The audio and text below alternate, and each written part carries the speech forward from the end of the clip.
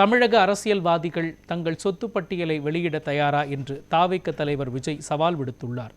வேலூரை அடுத்த அகரம்சேரியில் நடைபெற்ற தாவேக நிர்வாகிகள் சந்திப்பு கூட்டத்தில் ஆவேசமாக பேசிய விஜய், மக்களும் தானும் ஒன்றாக இருப்பதாக கூறினார்.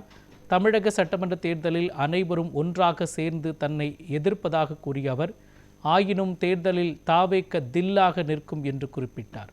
தமிழக அரசியல்வாதிகள் தங்கள் சொத்து பட்டியலை வெளியிட தயாரா என்று சவால் விடுத்த விஜய், அரசியலுக்கு வருவதற்கு முன்பு இருந்த சொத்து எவ்வளவு, அரசியலுக்கு வந்த பிறகு சேர்த்த சொத்து எவ்வளவு என்பதை தெரிவிப்பார்களா என்று காட்டமாக வினவினார்.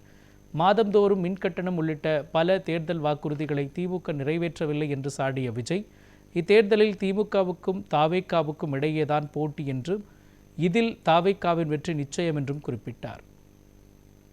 இன்னைக்கு இருக்கிற மிகப்பெரிய அரசியல்வாதிங்க கிட்ட கேட்கணும்னு நான் நினைக்கிறேன். நீங்க அரசியலுக்கு வர்றதுக்கு முன்னாடி உங்ககிட்ட இருந்த சொத்து எவ்வளோ, அரசியலுக்கு வந்ததுக்கு அப்புறம் இன்னைக்கு உங்ககிட்ட இருக்கிற சொத்து எவ்வளோ, அதை ஓப்பனா டிக்ளேர் பண்ண முடியுமா?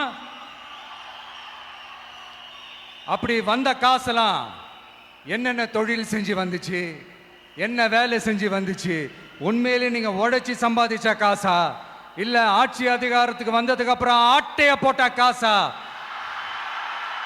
இதெல்லாம் ஓப்பனா டிக்ளேர் பண்ண முடியுமா? இந்த கரண்ட் பிரச்சனைக்கு வருவோம். மாசம் மாசம் கரண்ட் பில்லு கட்டுற மாதிரி மாத்துவோம்னு சொன்னீங்களே, செஞ்சீங்களா? நிறைய வீடுகள்ல 100 யூனிட் தான் அந்த கரண்ட் செலவாகுது ஒரு மாசத்துக்கு. மாசம் மாசம் நீங்க அந்த பில்லு கொடுத்தீங்கன்னா அவங்களுக்கு அது ஃப்ரீ ஆயிடும். அவங்க அந்த காசு கட்ட தேவையே இல்லை. ஆனா 2 மாசத்துக்கு ஒரு வாட்டி அந்த பில்லு கொடுத்தீங்கன்னா, இப்ப சப்போஸ் அது 200 யூனிட்டுக்கு மேல போச்சுன்னா அது அவங்களுக்கு ஒரு மிகப்பெரிய சுமை தானே.